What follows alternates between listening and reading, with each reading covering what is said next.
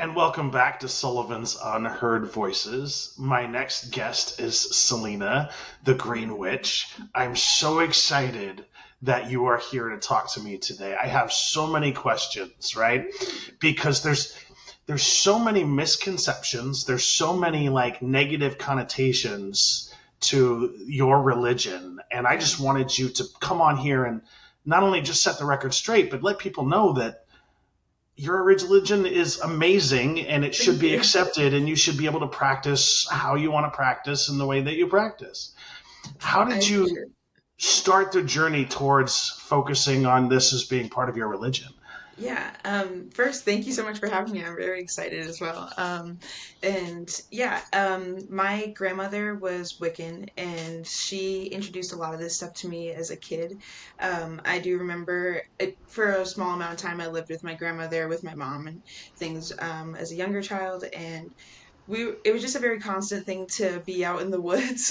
We would hike a lot. We would just kind of explore the woods, and she taught me a lot about like tracks and how to identify different animals based on like trails that were around, as well as identifying plants. And she was a very avid tarot card reader, so she always had them with her. We would read tarot cards when I was like 5. She taught me how to use them when I was about 9. It's just kind of always been a part of my life. And I didn't grow up with like really any other religion like in my family, so I just didn't really have like anything else to compare it to. I just figured that was normal for most people too. So yeah. And did you find like growing up, like when you were in school and things like that, that most people just sort of accepted that part of you? Or did you have some challenges along the way?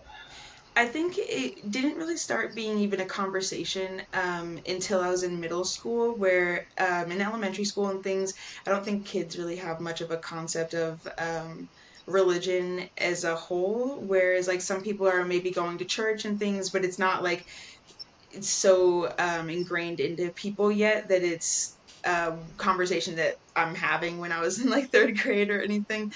But I do remember specifically more in like seventh grade is when it started being kind of weird, where people would we were having conversations more about religions in different classes. I took a lot of myths and symbols classes just because I like to know what other people are doing. Yeah.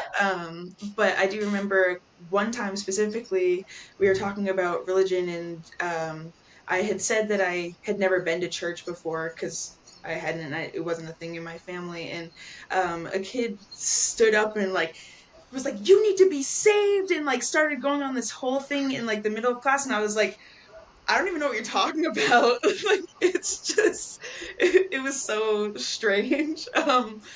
But I didn't encounter much of those types of situations. I think mostly because the people I chose to surround myself with either were just not religious at all. Like, I didn't have friends that really went to church, or at least of my knowledge. It, I don't know. It was more of just everyone was kind of just living for or at least my friends were, so it didn't ever seem that weird.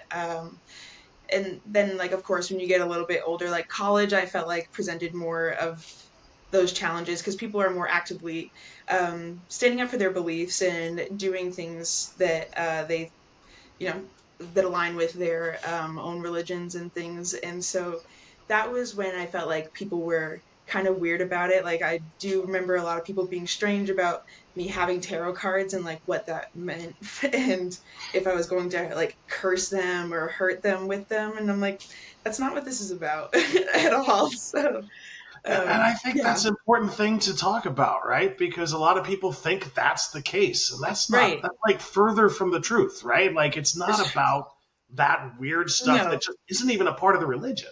at all. There are some. I think that there's no two exact same witchcraft practices. Just like I think that there's no two exact ways that even Christians practice their own religion. Yeah.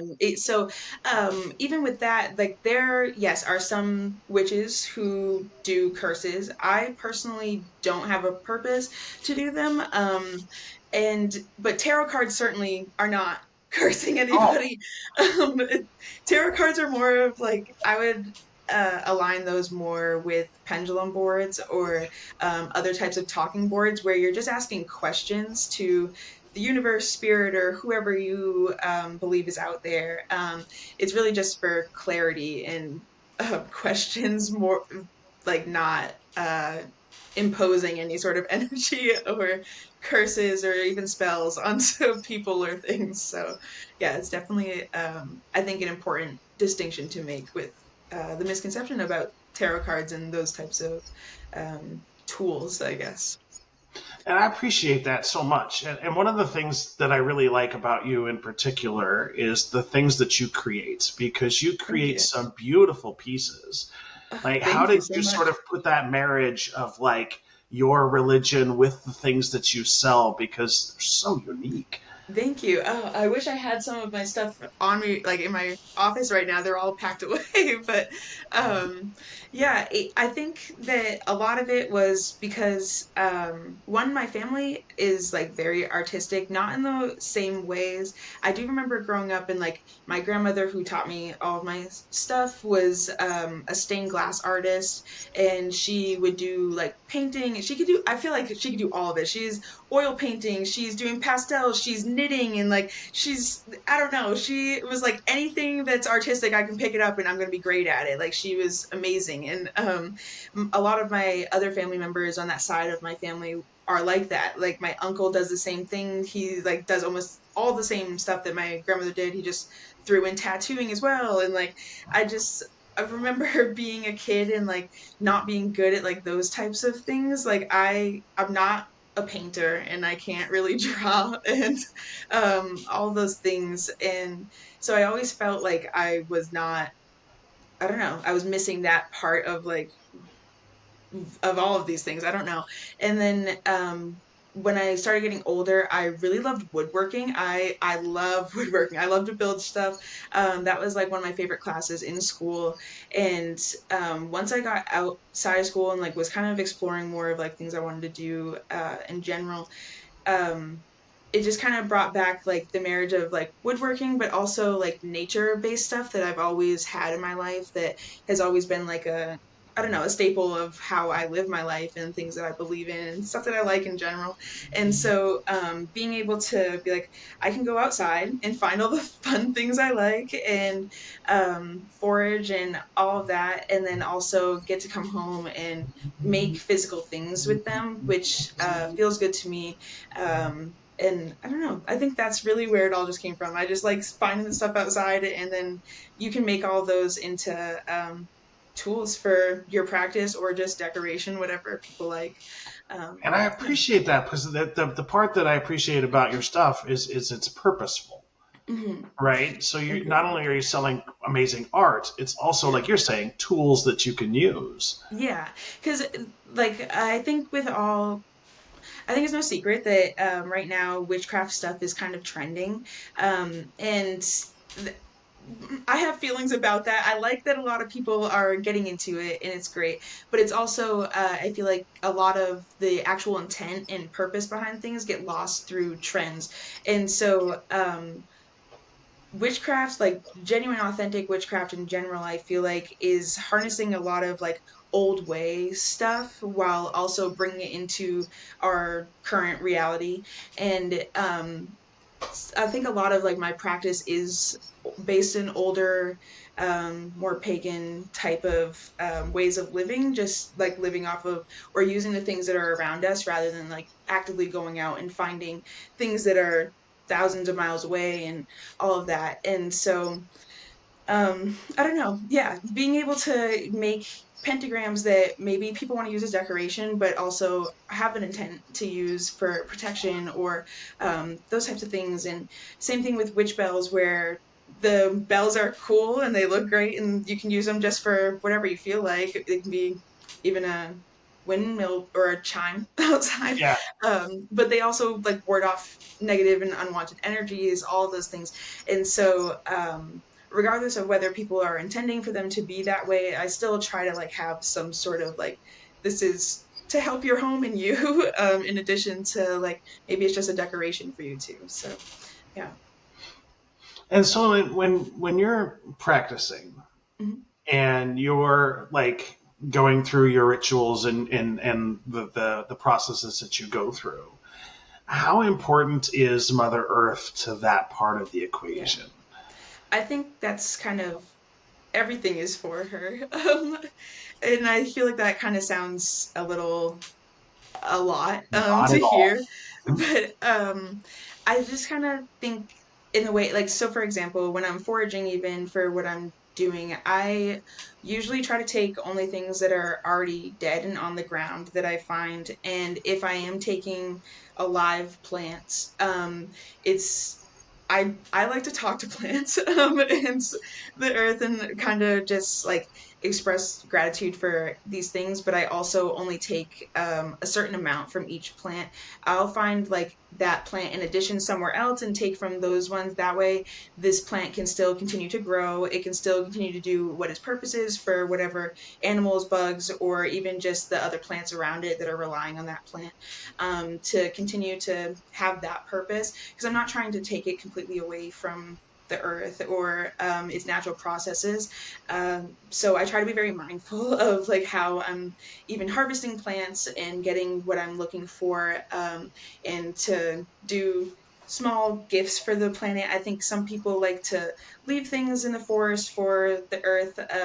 I feel like a really great way to honor the earth when you're doing those things is to also just like I like to pick up litter when I'm out and like doing things. I think that that's like a really great way to honor the earth while you're also taking from her. It's like I'm taking these things, but I'm also going to help clean you up and make sure that you are healthy and can continue to grow and do these things. And then, of course, in my rituals and spells and things like that, I usually like to call her in and just ask that she's there with me while I'm performing whatever it is that I may be doing.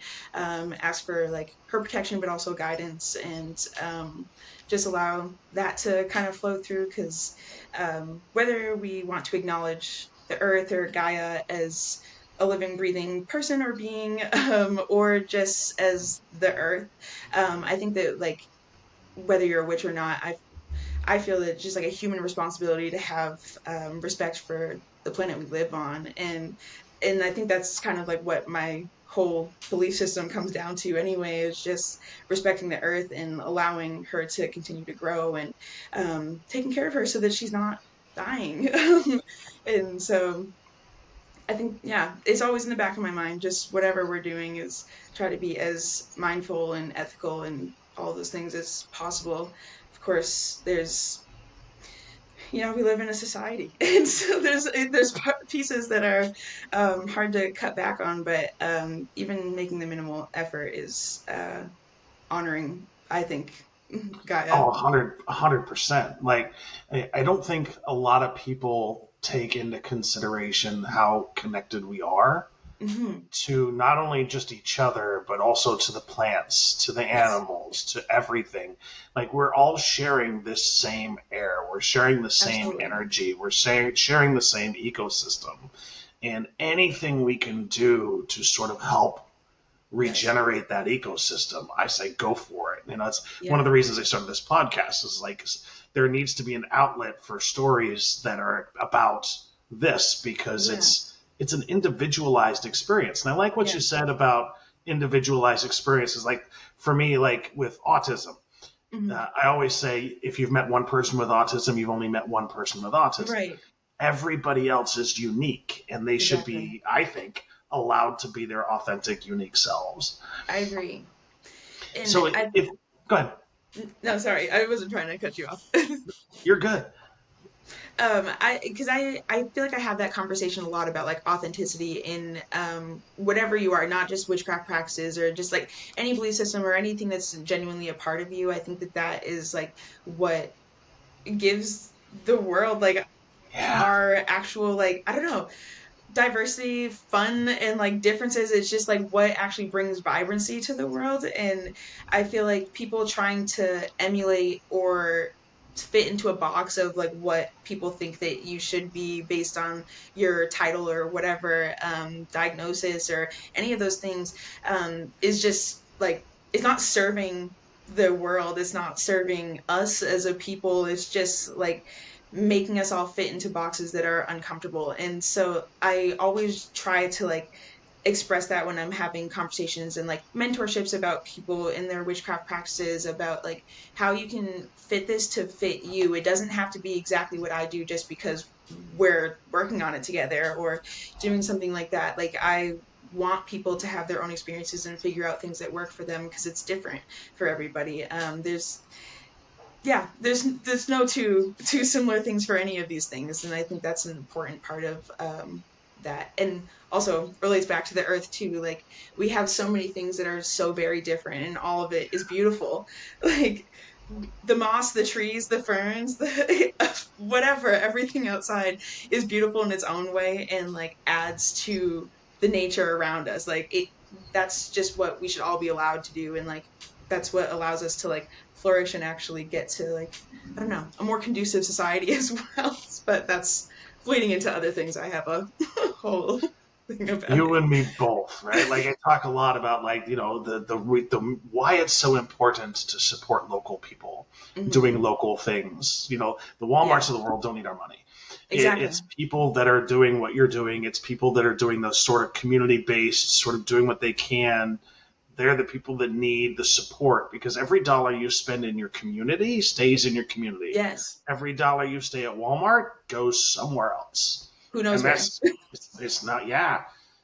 So if somebody's interested in sort of learning more about Wiccan and Mhm. all of this sort of religious aspect of it, where's a good place for people to start? Um, there's a lot of places now. I think one of them, honestly, is like if you know local witches, like ask questions. I think a lot of people really want to like be able to help guide new witches into like, or even just people who are interested in exploring it a little bit. Maybe you don't want to be called a witch, but you just have like an interest in some of the pieces of it. I think that Yeah. a lot of us are wanting to have those conversations. I think also there's a lot of like really great books on it. There's this person who writes a bunch. I have one of the books up here, but I can't read her name.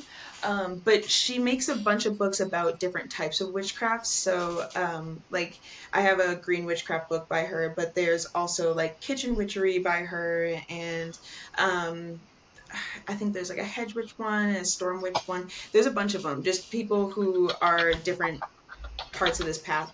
I think those are really great places to start just because they not only give like a background of what is those types of witchcrafts, but it also gives like different ways that you can start dipping your toe into like actually practicing them.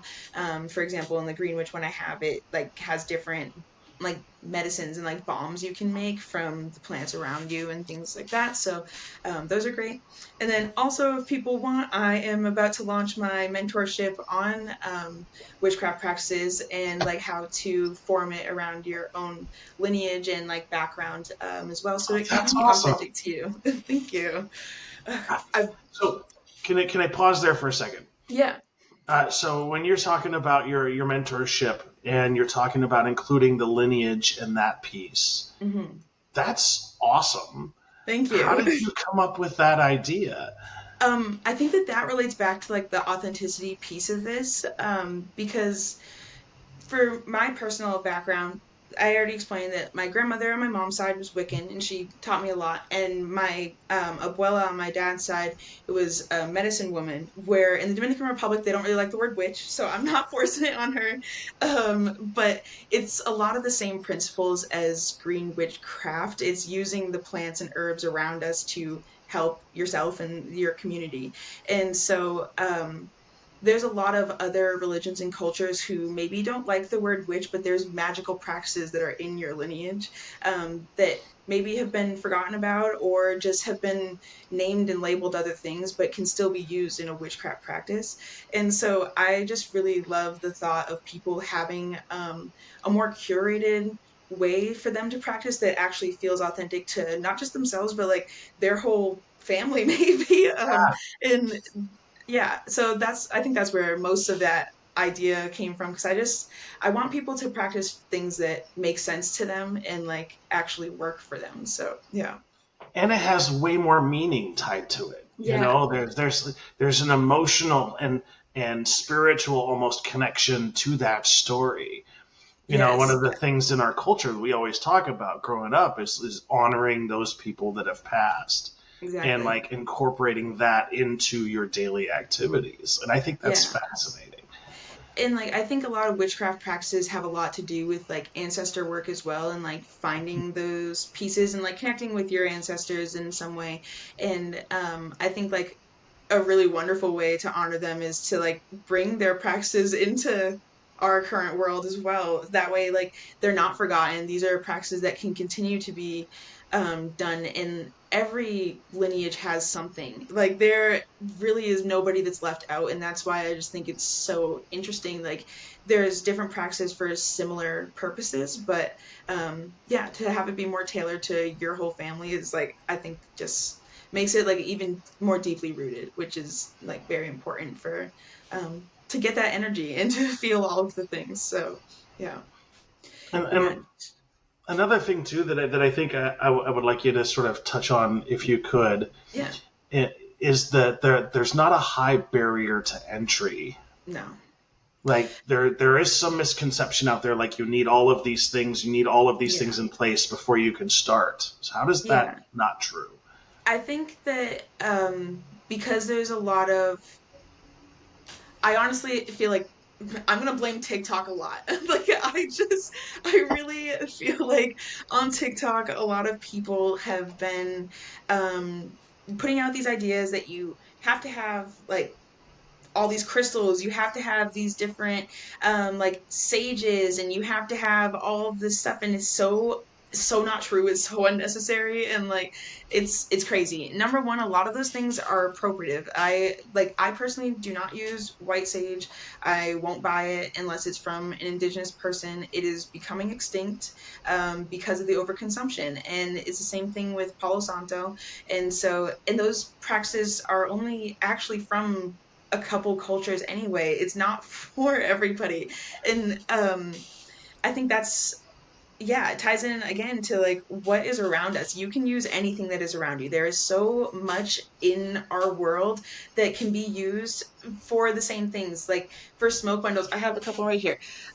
This one is all cedar that I made that has like dried oranges on it, and I use this for cleansing. And I have this one that has different flowers on it, and just like they're still used for smoke cleansing. It's just different plants, and these plants are all around us. I went outside into Yeah. I went hiking and I found cedar on the ground, and I was like, this is perfect. I will use it.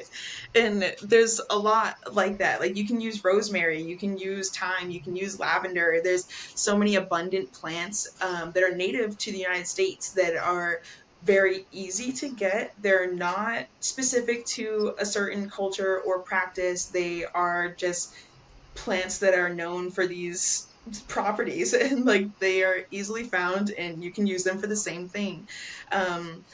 But even like with crystals, I often use and my friend River, who is also a witch, I love her, and she we use like a lot of just like rocks that are around. Like these are the rocks of this land, and they still hold energy, even if they don't look as cool as some of the other crystals that you can buy. And like, is it fun to have crystals? Yes, of course. We all Right. love crystals. We all love shiny rocks.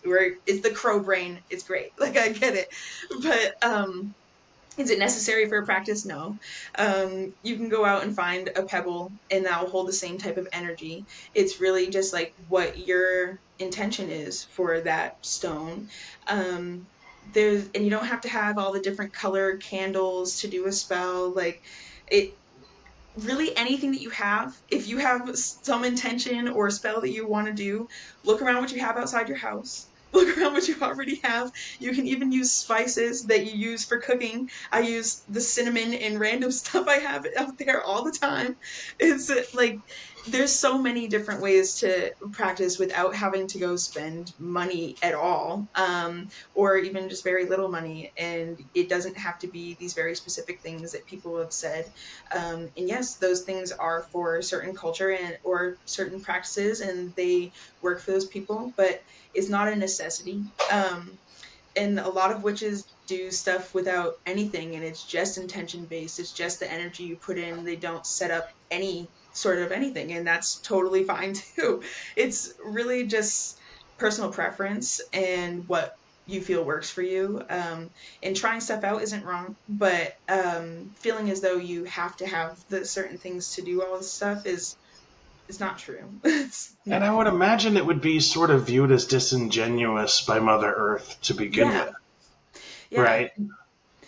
not like going against these things. And there's the one I feel like that ties into like Mother Earth is like the ethical issues of this. Like, how are these things being mined, harvested, all of these things? Like, is it hurting the earth? Are you hurting people by getting them? And I feel like that's also another piece that ties into like why I don't like buying certain things. I really, really try to only use stones that either myself or my friends have found.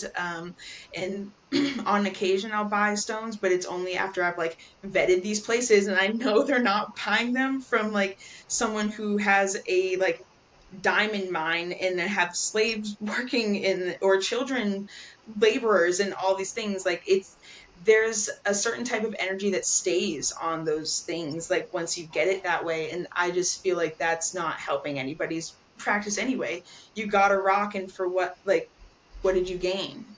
And so I just don't think that that really makes much sense. And like I was saying, with sage being over harvested right now, and like that's hurting the earth, like it's not really helping you get to the things that you need. Will it maybe work in the meantime for what you just bought it for? Maybe, and sure. But like, at what cost? And like, where do we, I don't know. It's really about like leveling it all out and like what actually makes sense, and also just like doing the things that feel like they align with who you are and who you want to Yeah, be as a practitioner or any of those things. So yeah, I think it's a very interesting yeah. dynamic right now. Like, And I feel you. Like, I think there's energy transference on yeah, objects. And yeah, when you I have an agree. object that was created through slave labor, Hmm. some of that energy gets onto that object. Yeah. And I think it's very important, like you're saying, to make sure Hmm. that you have those ethical sort of sourcing standards because Yeah. I think it makes all the difference in the long run as well as the short run, really. Yeah. And like, I hate to tell any other witches how to practice, is not my place, but it's just I often, especially now, like with how the world is going, I just feel like it's more important than ever to Yeah, just try to do things more locally, try to do things more ethically. And even if you find like a small business online that maybe isn't in your state, I still think that's better than buying it from like out of the country or these bigger box stores. Like, I don't buy any, I I try not to shop at Walmart, Target, Amazon, any of those things. The only things I'll ever buy there is like twine for stuff that I'm making if I can't find it anywhere else. But I would never buy like actual tools that I'm using for my practice on these places. I know that they're not getting them ethically. I know that it's not um I don't know. I just, it's not the same type of energy. It's not the same type of like potency that you can feel when like things are hand forged, hand, I don't know, rockhound, handmade, yeah, all of those things. I think that um they it's kind of like in its nature to be magical in a way that it's not um over processed and a part of like capitalism in this way. I mean, we all have to make a living and eat, but like it's not this billionaire person just like putting these things out just because it's a trend. So I do think that there's a difference and distinction between them. oh, 100%. And one of the things that I talk about ad nauseum on this podcast too is you get what you put in. Yeah. So if you're putting in kindness and you're putting in effort to making the world a better place, I think the world pays you back. Yeah. And I've seen this so many times, like time and time again. Like kindness is the key to getting this world back on track, I think. Yeah, I 100% agree.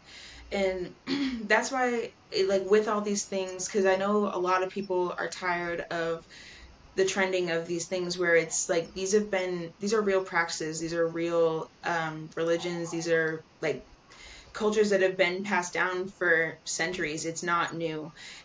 But with that, I know that witches who have been practicing for a long time, some people are very frustrated with the new wave that's coming in.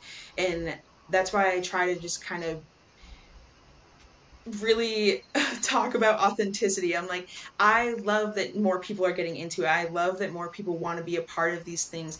I just want it to be done in a way that is truly contributing to the praxis, to the cultures, to all of these things. People who actually want to take the time and know what they're practicing. Because again, with TikTok, it's just people will tell you what you're doing. Like they'll set up a whole ritual for you and be like, this is what you're going to do, but don't explain the background of it or why you're doing those things or where those practices came from. And I think that that's like an important piece of actually um, knowing your own practice and like knowing how to continue to make those spells. And I don't know, all of that. And so I want new people to come in. I just want them to find their true way to come in rather than following other people's guidances without any I guess, yeah, just the background of all of those things. I think that's like the main importance of all of it. Know why you're practicing it so that you can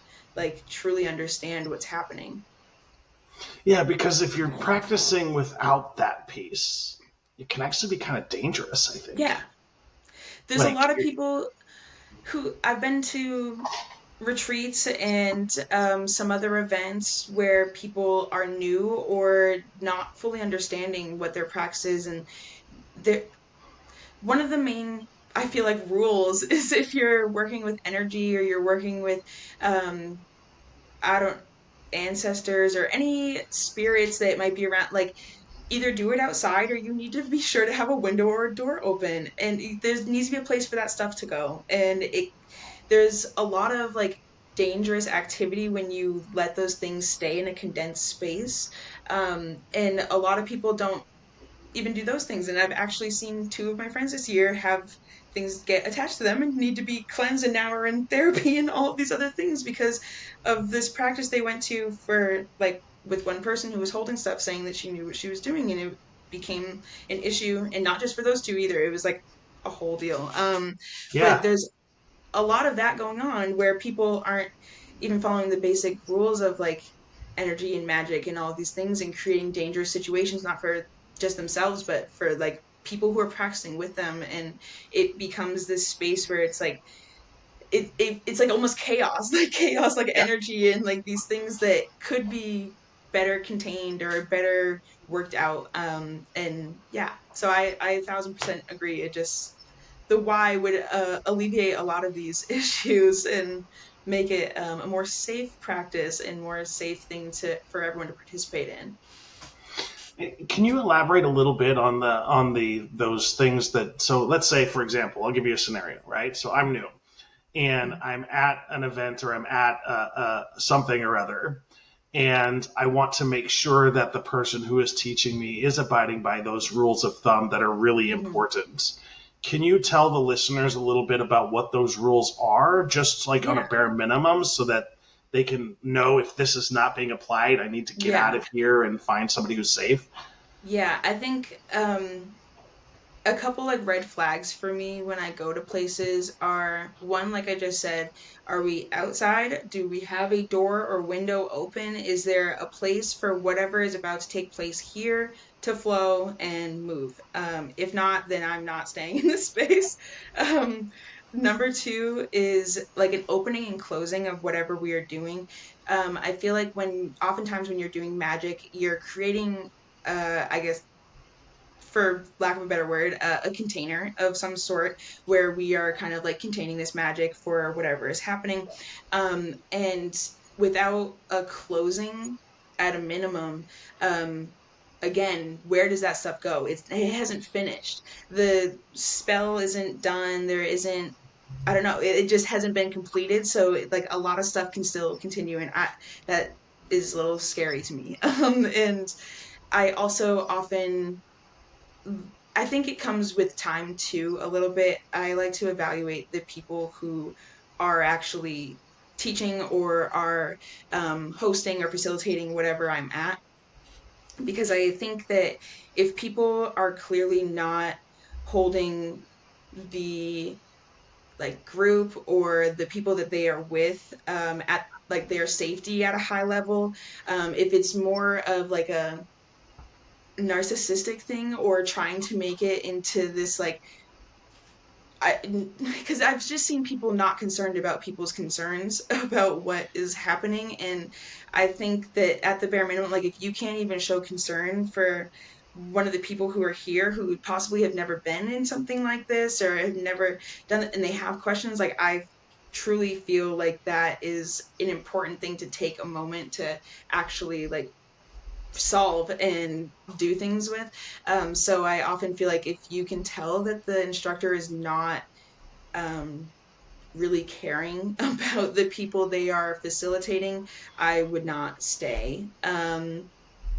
I also No, feel, sorry, go ahead. no. It's like so. Basically, like the difference is like if somebody's going up there and presenting themselves as if they're showing off, as opposed to we're doing a practice together. Let's make Yeah. sure and check in, and you're doing okay.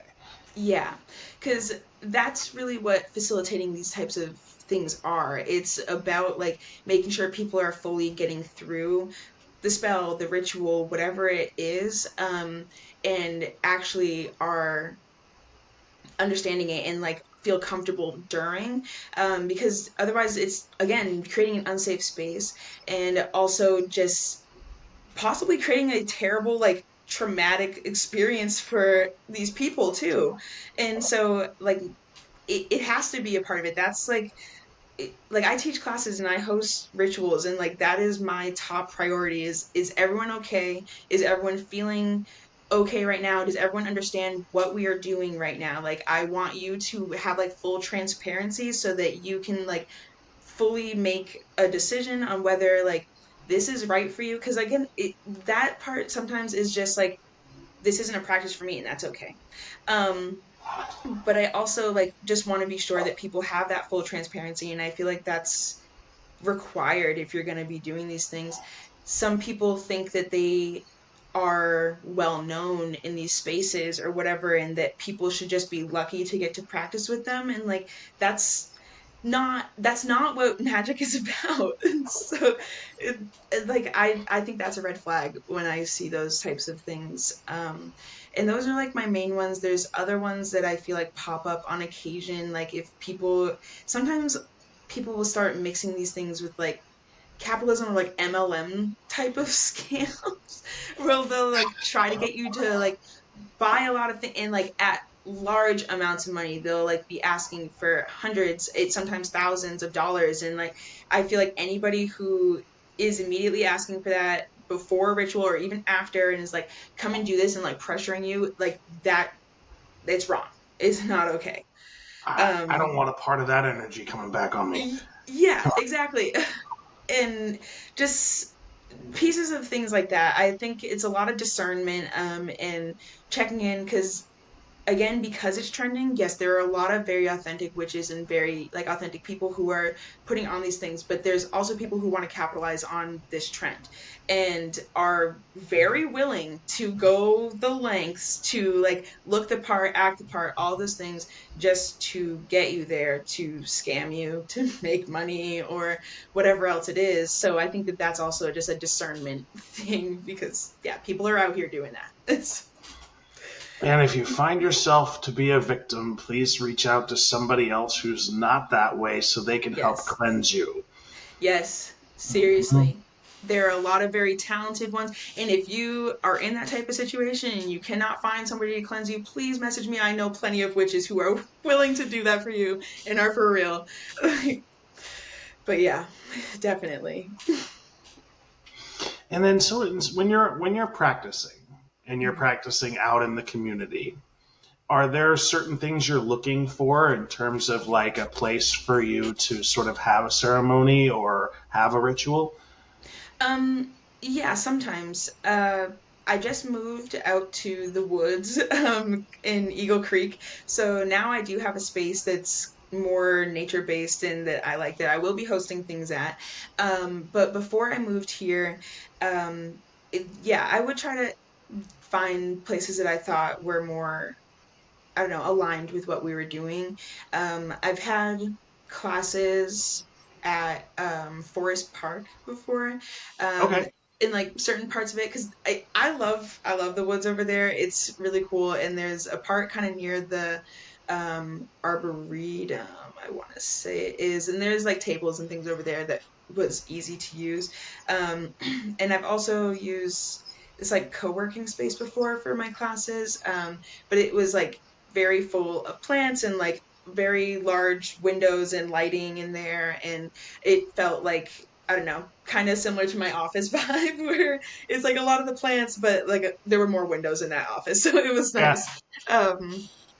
So like those types of things I like to have, definitely have plants around wherever I'm going to be doing anything. I just feel like there's a lot of trees, plants, all those things have a lot of energy that come off them. I feel like it's very potent.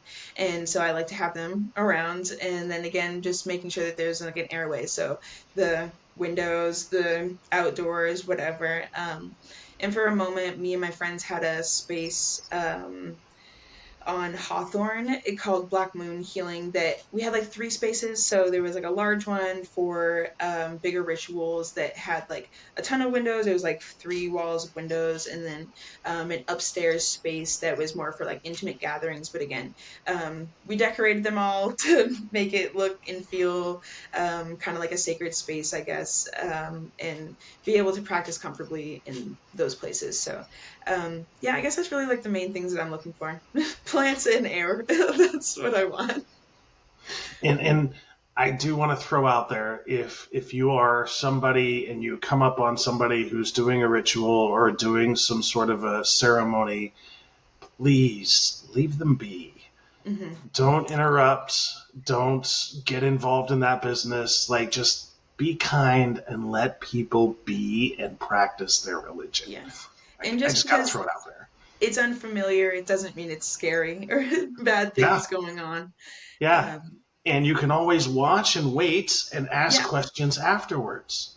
Yes. Just don't interrupt. Don't be Right. mean. That's Exactly. And all I I say. think a lot of people are like, again, super willing to have those conversations. If you're being respectful and you want to wait until after and you're like, what were you guys doing? Or can you explain to me like what this part of it was? I'm sure most people would be like, yes, I would love to talk to you about it. Um, because I think also that's like a big part of why I love witchcraft in general. It's for everybody, it can be for anybody. And also it's not typically something that like I have seen at least, which is push onto people, but like always willing and love to talk about your practice. But it's not something that like will approach and be like, "Do you want to hear about this?" and like maybe have a whole full conversation. But yeah, always love to, I guess, give curious people some more information. And I think it's important to acknowledge too that this religion accepts everybody. Yes. Like, it's not an exclusionary Mhm. practice where they say if you're a certain person of a certain religious or certain race or certain creed. No, we welcome everybody here, and I Yes. love that about that. Yeah.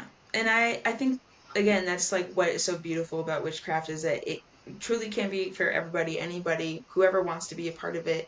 Um and I feel like there it is worth mentioning that like what we see especially trending is a lot of, I guess, more white witches. Like even I I'm mixed and I'm very light skinned. But like even when I go to different spaces and I tell people I'm a witch and maybe I'm not at like a market and I'm not like, dressed up whatever. I've been told on multiple occasions that like I don't look like a witch, and for me I'm like, what does that look like? Like there's no specific look for it, and there's no specific outfits necessarily. Like you can dress however you want, you can act however you want. It's not this huge ordeal. There's no one way. And I think that that is just, yeah, worth throwing that in there too. It doesn't have to be aligning with like this type of witchcraft you see on social media. There's a lot of different types of witches for sure. And that one hits close to home, right? So, Yeah, as somebody with autism, I hear probably 3 or 4 times a week that I don't look autistic. right. And And it's it's like, what like, is that? what is that supposed to be? Like, what do you do with that? Like you don't look like, then you don't know anything. So Right. it's like, It's so I it's feel you on just, that one. That's yeah. It's just really not anybody's business either. Like you, it's okay. I'm so sorry. I don't look like what you thought this was gonna be. It's not necessary. I think it's such a ridiculous comment. I'm like, okay, and it's a comment I will never understand. I will never right, understand that comment. right. Like, It doesn't change anything. Like that didn't automatically make you not. It's just okay. Thank you. I don't know. right? Mhm. So we've already been at it for almost an hour. Hmm.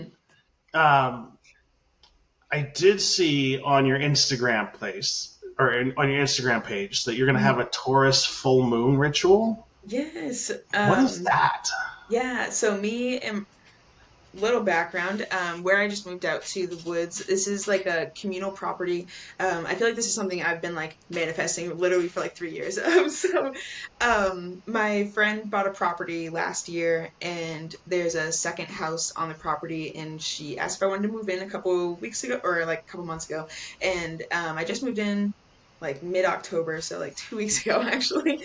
And so one, we were like, this is great because now we can have a garden, we can like grow all our own food and all of that fun stuff, which is something I've been wanting to do. But also, she's a witch too, so we usually have been doing things separately, and we're like, what if we combine together and do some stuff collectively? And That's awesome. yeah, so this is a new full moon series. I've already been doing full moon rituals, but these are like revamped, way bigger, way better. They are, yeah, it's coming. So the first one is on the 15th this month, and it is Moonlight Transformations, a Sacred Journey. So these are going to be more intentional and with bigger pieces, but with a more intimate group. So each of them are there's only 10 spaces available for each of these full moon rituals, and they start with communal dinners. So we are going to be cooking different foods for each one that align with whatever the full moon is in, or those types of things. So this month we're doing a pot roast with like a different veggie roast for people if they are not meat eaters. And then we're gonna be making like a fruit salad thing together, as well as kind of just like discussing the full moon over dinner and like why the things are happening. Basically, just giving people an overview of what we're gonna be doing. Um, and then combining that with journaling, chanting, some ritual that will be held outside because the full moon here that you can see is crazy. Yeah. There's almost no light pollution, so the stars and the moon are wild. So we will be out here and doing some light crafting because I always have to throw it in there. And then we will have a big bonfire outside where people can bring things that they want to burn. Some people have stuff that they've been holding on to from past people that they don't want anymore. The friend that I live on this property with just burned a couch she got from her ex. So anything people want to bring and they're like, I'm done with the attachment to this and burn it, we are here for that. But we'll also be like burning some of the stuff that we're journaling for this as well. So even if you don't have anything, there's still fun to be had with the bonfire.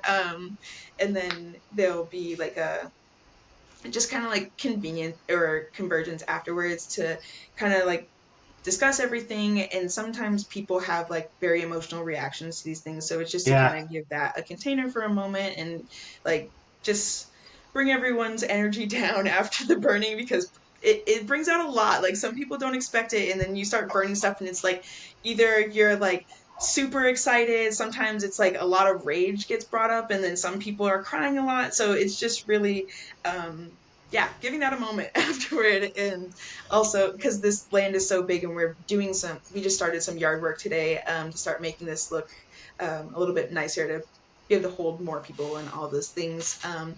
But that way, like even if people want to just like go take a walk around the land, there's like a cute little pond back here, there's a creek, you can go and like sit near the water, do all the fun stuff that you need to do. But yeah, it's just a more, I guess, immersive and longer full moon ritual than I think some people are typically used to. Yeah. But Adding a that's meal awesome. into it is a little bit, I don't know, I feel That's like. a very cool and unique experience. Thank you. Yeah, I'm really excited about like how it'll come together. We're doing discounts for the first 2 months, so November and December are half off for now, just while we're like fully forming it all and Yeah. getting, I guess, it out there while we're trying to start it. So yeah, it'll be a So where really can people go to get tickets? yeah, right now on my website, or my link tree that's in my bio on my Instagram, there it says Taurus full moon ritual on the link tree, and then if you go onto my website, which is also in my link tree, but my website is greenwitchbyselena.square.site, and right on the landing page it has markets and events, and it has all of my classes, events, and this full moon ritual on there that you can sign up for. Perfect. And then you're going to be at the MeWe Festival? Yes, I have so many markets coming up. I think that's the first one that's coming up this month. Yeah, and the MeWe Fair. That's in Springfield, Oregon, and that's the Metaphysical and Wellness Fair. It's pretty cool. I've been to it a couple times in different towns. It's a lot of witches and spiritualists of different kinds selling their stuff and also doing different services and sessions. Like there's a lot of tarot card readers. There's like this guy who does tuning forks. I love him. He's so great. I can't That's think of his awesome. name right now.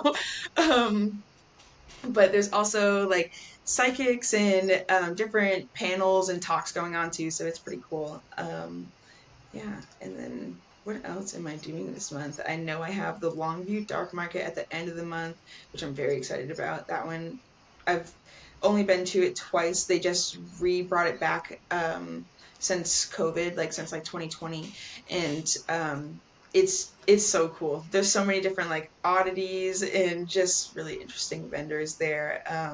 And the community always shows out. I love going up there. It's great. Um, and then what else is that other one I have? I know I have one more this month. It is, ooh, that's gonna make me mad. What is it? The Longview Dark Market? That was the one I was just talking about. It is, oh, Witch Day. Oh my gosh, yes. Which day?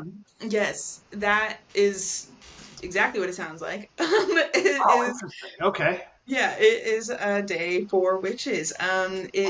It's usually at Oaks Park. This year they're doing it at the DoubleTree, on Multnomah Boulevard, I think. I know it's in Northeast Portland, but yeah, that one is so fun. It's just a ton of witch vendors doing all sorts of stuff. Then there's classes. I taught witch ball class there last year, but they do a bunch of different classes throughout the day, and that you can participate in. They're all free, which is cool. And yeah, then like a market, and there's always good food and people selling teas and doing different. I don't know. It's always a good time. I love going there too. But yeah, all good stuff this year. And I'm also teaching a wreath making class this month, online on Discord and in person at my land as well. Um, Awesome. yeah. And for both those classes, I provide all the materials. For the Discord one, I mail it to you. So if you just sign up for that and provide me your PO box or address. I just send you all the stuff that you're using, and the in-person classes I just give all the materials upon arriving. So yeah, that includes all of those things, and I also offer BIPOC discounts for both of my classes. As well as if you are just in a financial situation, I always take requests. So if you just want to email me or message me on Instagram, I'm always willing to work with people too. I want witchcraft to be accessible. That is a main priority. I really appreciate it. Well, that's all the time we have for today. Yes. Selena, thank you so much. Yeah.